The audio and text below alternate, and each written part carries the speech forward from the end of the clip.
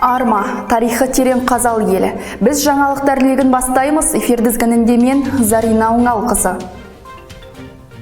Қызылорда облысынан Қазақстан Республикасы парламенті сенатының депутаттығына кандидаттарды сайлау өтті. Саяси науқанда сенат депутаты болуға үмітті 3 азамат тіркелді. Сайлау заңнамасына сәйкес сенат депутаттары жасырын дауыс беру арқылы жанама сайлау құқығы негізінде сайланады. Жанама сайлау құқығы парламент сенатының депутатын сайлауға дауыс беруге тек сайлаушылар, мәслихат депутаттары ғана қатысады. Осылайша барлық деңгейдегі мәслихат депутаттары Қызылорда қаласындағы Достық үйі ғимаратында өткен бірлескен отырысқа қатысты. Тізімге енген таңдаушылар дауыс беру билеттерін алып, өз таңдауын жасады.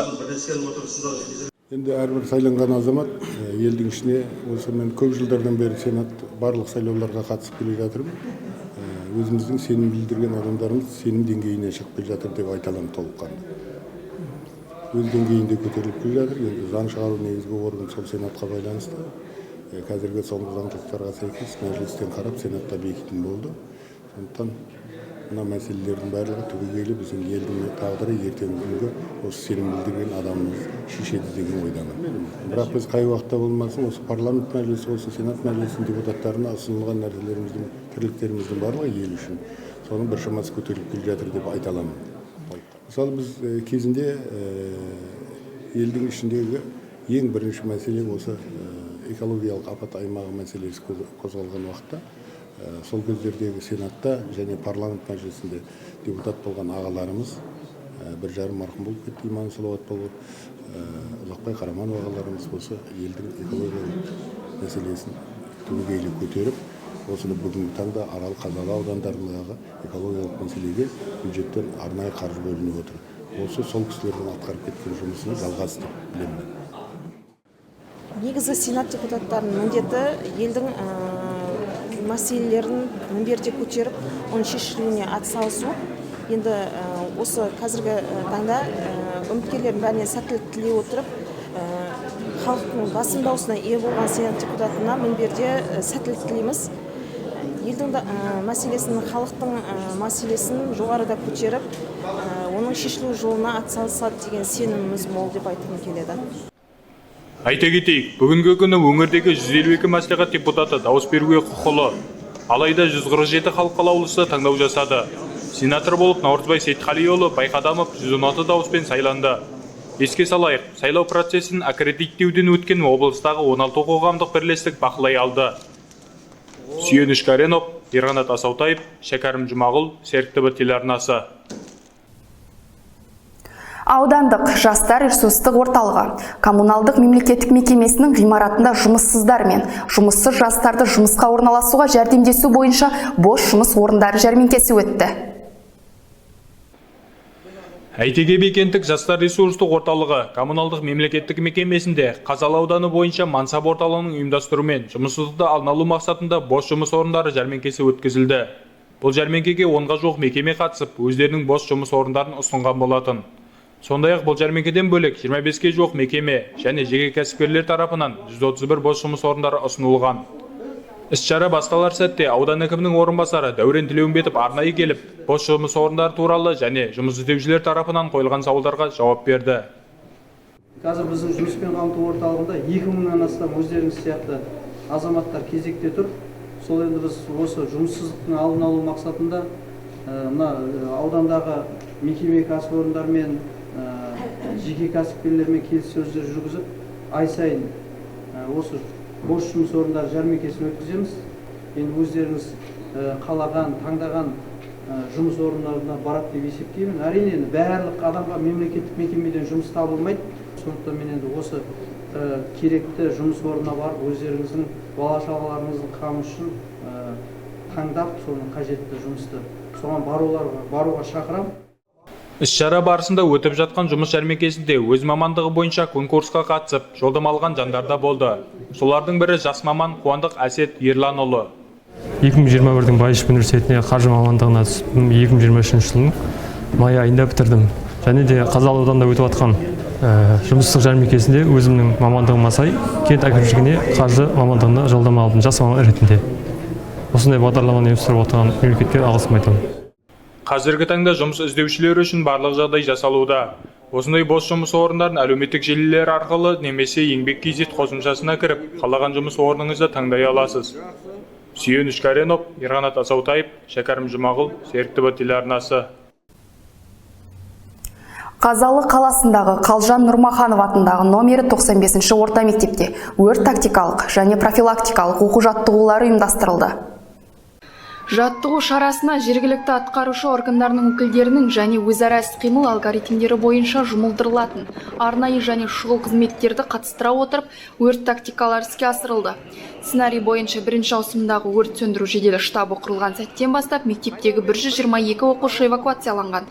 31 мұғалім және 28 қызметкер қауіпсіз жерге шығарылып, полиция бөлімінен 5 автокөлік, 20 қызметкер және медицина бөлімінен арнайы топ құрылды.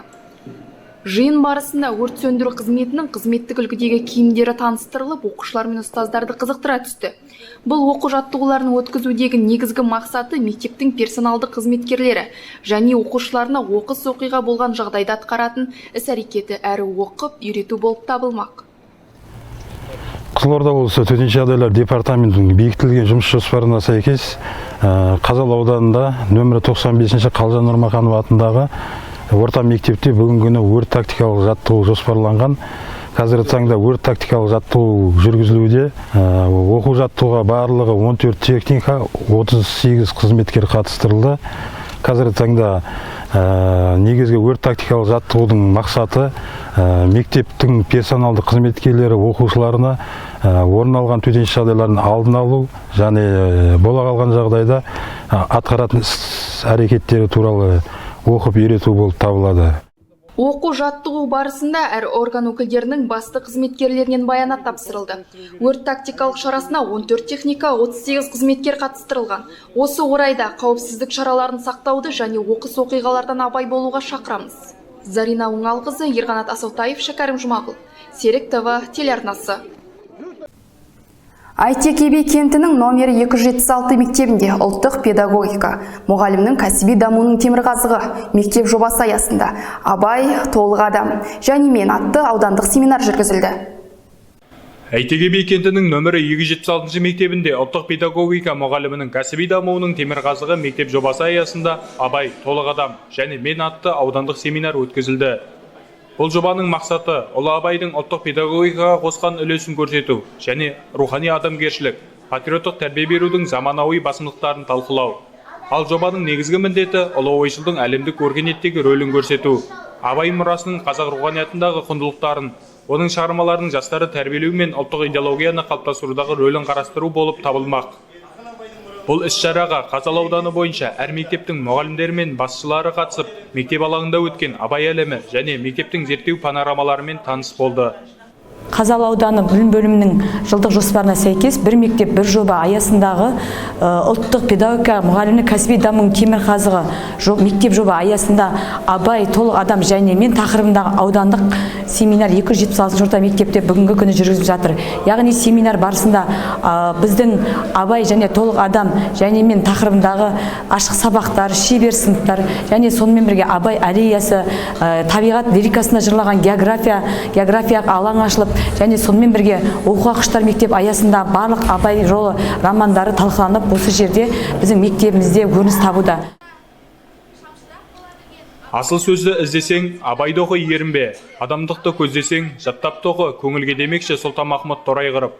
Күнделікті мектеп қабырғасында тыныш тіршілігімізде Абайға үңілу, оның асыл мұрасын өскелең ұрпақтың бойына сіңіре білу біздің басты парызымыз.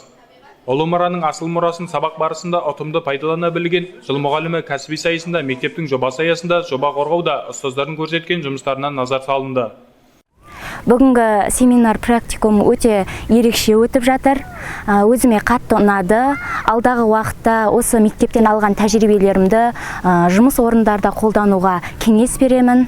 Осындай практикумдар, семинар практикумдар алдағы уақытта көптеп ұйымдастырылса деп тілеймін. Абай әлемі бізді жеті түнде адастырмас темірқазық іспетті демекші. Даналықтан өтіп, әлем таныған кемеңгер қазақтың бас ақыны деп танылған. Сондай-ақ іс-шарада ұлы Абайдың өміріне байланысты мектеп оқушыларының екі актылы драмасы өтті. Бұл драмада Абай, Мағауия, Әбіш, Тәкежан сынды тағы басқа ғибаратты жандардың рөлдері сомдалып, көрермендердің көкейіне үміт сыйлаған болатын. Сүйеніш Каренов, Ерғанат Асаутаев, Шәкәрім Жұмағұл, Серік ТВ телеарнасы. 2016 жылдан бастап арнайы автомектептерде оқымай, кез келген санаттағы жүргізуші куәлігін алуға мүмкіндік берілді. Одан соң 2019 жылы жүргізуші куәлігін алудың тәртібі қатаңдатылды. Басты себеп көше жол тораптарындағы апаттылықтың алдын алу, адам өмірін сақтау болды. Биыл куәлік алып, көлік тізгіндеймін деген жандар үшін тәртіп күшейтілді. Автомектептердің ақпараттық жүйелерінен курстың басталған уақыты мен аяқталу уақыттары Ішкі істер министрлігімен қосымша тексеріледі. Мамандандырылған халыққа қызмет көрсету орталықтарына барып, теориялық емтихан тапсырғаннан кейін практикалық сынақты өтсе, жүргізуші куәлігін алуға мүмкіндік болады. Арнаулы А1, А және Б1, Б санаттарында жүргізуші куәліктерін алу үшін. Одан кейін 2019 жылдан бастап Қазақстан Республикасы цифрлық даму, инновациялар және аэроғарыш өнеркәсібі министрлігі және Ішкі істер министрлігі арасындағы жол картасы шеңберінде тіркеу емтихан бөліністері қысқартылып, олардың функциялары мамандандырылған халыққа қызмет көрсету орталығына қызметкерлеріне берілген болатын. Яғни 2019 жылдың 1 шілдесінен бастап Ішкі істер министрлігінің өкілдері, яғни біздің қызметкерлер автосондардан шығарылды. Ең бастысы қауіпсіздік, адам өмірін сақтау болып табылады. Осыған орай көлік құралдарын сәйкестендіру нөмірі бойынша тіркеу, есепке алу және жүргізушілерді даярлау, емтихан қабылдау, жүргізуші куәліктерін беру қағидаларын бекіту туралы Қазақстан Республикасы Ішкі істер министрлігінің 862 бұйрығына ағымдағы жылдың 10 сәуірінде 315 бұйрықпен өзгертулер мен толықтырулар енгізілді. Айта кетейік, облысымызда барлығы 32 автомектеп болса, олардың 17-сі Қызылорда қаласында, 15-сі аудандарда. Аталған автомектептер мен жүргізушілерге қаншалықты білім берілгендігі анықталып, ұдайы қадағаланады. Сүйеніш Каренов, Ерғанат Асаутаев, Шәкәрім Жұмағұл, Серік ТВ телеарнасы. Жыл басталғаннан бері кене шағу оқиғасы бойынша медициналық көмекке 14 адам жүгінген. Ал соңғы 2 жылда өңірімізде 12 ошақ есепке алынып, қолайсыз аймақтар қатарына енді. Эпидемиологиялық маусым басталғаннан бері медициналық қызмет көрсететін 2 ұйымда ауруға, эпидемияға қарсы профилактикалық шаралар жүргізілген. Бірақ дәрігерлердің көрсеткен ем-домына қарамастан бір науқас сәуір айында тәулікке жетпей қаза тапқан. Науқасқа конго-қырым геморрагиялық қызбасы диагнозы қойылып, қолданыстағы нормативті құқықтық актілерге сәйкес тіркеумен есепке алынған. Енді тағы бір айта кететін жай, 2023 жылы Қызылорда қаласы бойынша 13 жағдай тіркелді алғашқы диагнозбен, оның 13-ның тек біреуі ғана шілде айында клиникалық және зертханалық расталды. Науқас облыстық жұқпалы аурулар ауруханасында толық емін алып жазылып шықты. Биылғы эпидмаусым басталғалы бері бір науқас тіркелді.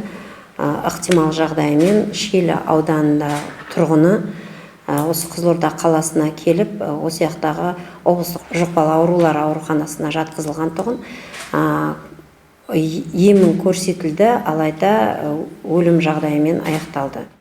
Қала бойынша қолайсыз аймақтардың санитариялық қорғаныш белдеулерінде мал қора-жайларында құрылған жұмысшы топ құрамымен механикалық тазалау жұмыстарына бақылау жүргізіліп, тұрғындар арасында насихаттау жұмыстары толастамады. Қызылорда қалалық санитариялық эпидемиологиялық бақылау басқармасы тұрғындардың денсаулығын күтіп ұстауға, үй-жайлар мен тіркелген қауіпті жерлерде тиісті шараларды орындап, сақ жүруін ескертеді. Бүгінгі келіп түскен ақпараттар легі әзірге тамам. Арнамыздан алыстап, жаңалықтардан қалысқап жүрмеңіз. Келесі жүздескенше аман сау болыңыздар. Осы және өзге де жаңалықтарды әлеуметтік желілерден біле аласыздар. Серік ТВ жаңалықтар әлемде серіңізге айналсын.